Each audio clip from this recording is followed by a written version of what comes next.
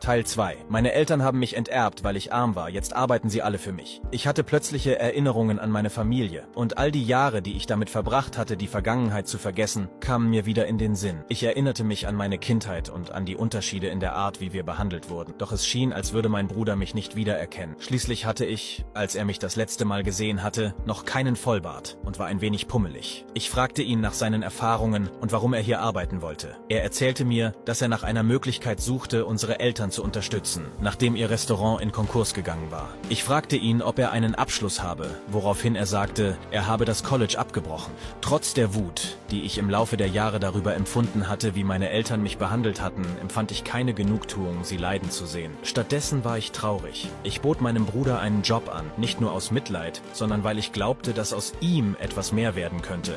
Mein Bruder lernte schnell und er hatte die Fähigkeit, Menschen zu verstehen und mit ihnen auszukommen. Dieser Charakterzug